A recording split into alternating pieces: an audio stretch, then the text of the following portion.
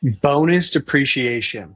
Okay, this is found in section 168K of the Internal Revenue Service. Okay, right here we're in section 168 and we're in section K, special allowance for certain property. So this is where it describes that we can use bonus depreciation to perform what's called a cost segregation study. This is where we allocate and segregate the different components of a property, of a real estate property, into their own depreciation schedules, meaning their life values are either 5, 10, 7, 15, 20 years. By doing that, we can then have an allowance equal to 100% of the adjusted basis and be able to depreciate, show a paper loss of 100% of that value. This is an example of how one of these cost segregation studies work here. So we have a single family home. Now this can be an investment property, this can be a multifamily property, this can just be a duplex, whatever it may be. We're segregating all of the 5 to 7 year personal property. We're separating all the 15-year property, and you have the 27.5 year property as well. So with this is everything like appliances, cabinets, carpet, vinyl tile, window treatments, light fixtures, plumbing fixtures. We take the worth of all of those things and plug it into a 5 to 7 year depreciation schedule, like over here, right? We took all the personal property that totaled $300,000. Okay. Then we have the land improvements. The land improvements are a 15-year depreciation, which means it'll be things like the driveway, walkways, landscaping, fencing, decks, patios, any elevated sections, retaining walls, those type of things. So we categorize all of those, and that totals to be $200,000. We then have the rest of the property, which is a 27.5 year depreciation schedule. Things like the foundation, framing, roof, drywall, the built-in structure. Sorry, we're kind of playing here. And making sure you guys are paying attention. So the result is we can accelerate the depreciation. It reduces the taxable income because we're taking these losses, which over time will improve the cash flow of the property. And cost segregation studies are IRS compliant based on what I just showed you in section 168K. So what we're looking at is a first year deduction of about $90,000 to $100,000. Where if you didn't do a cost segregation study, you're only looking at about $30,000 to $36,000 because they're just taking the full purchase price and dividing it over 27.5 years. So this gets you a huge deduction in year one. It still trickles over as well. It still trickles over year to year.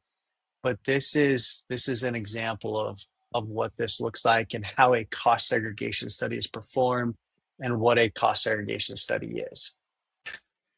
So how do we take advantage of the cost segregation study? So it's either by qualifying as a real estate professional or utilizing a short-term rental. Okay. So there's different requirements, but it's the same tax benefits.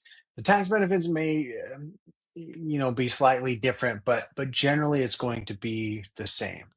So as a real estate professional, you can have long-term rentals. You can have any type of rentals, but you need 750 hours per year in real estate activities. You need more than 50% of your total working time in real estate. You have to have material participation in real estate activities, and you must be a real estate professional. Okay. Now, if you wanted to go the short-term route side, then your average tenant just needs to stay 7 days or less. You have to actively participate in the rental. Again, we break everything down, how that works. Just 100 hours of active participation in a year, not 750.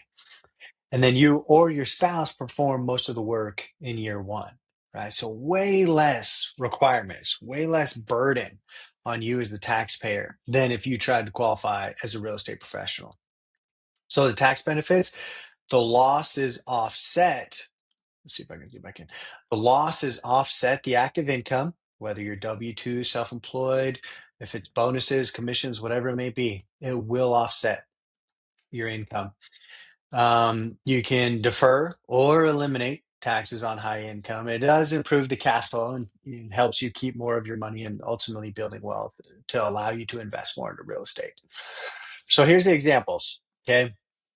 You earn $300,000 in W-2 income. You make 60 grand on the rental.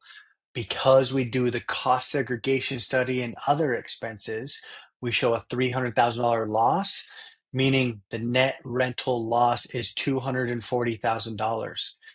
That $240,000 offsets your active income. Your new taxable income is $60,000. Okay, so instead of being taxed on 300,000, you're only being taxed on $60,000 is how that works. So major tax advantages here. And then if we take that 240 times that by the 25%, then you're looking at the $60,000 in tax savings. So if you pay $60,000 throughout the year on your W-2 income, you're getting all of that back at tax time. Okay. But in order to do it this way on a rental property, you have to have the real estate professional status. So to get the same benefits, right? Look, all the same numbers here, all the same numbers, 60 grand taxable income, 60 grand in savings. You just have to have the short-term rental, 7 days or less, actively participate, 100 hours or more.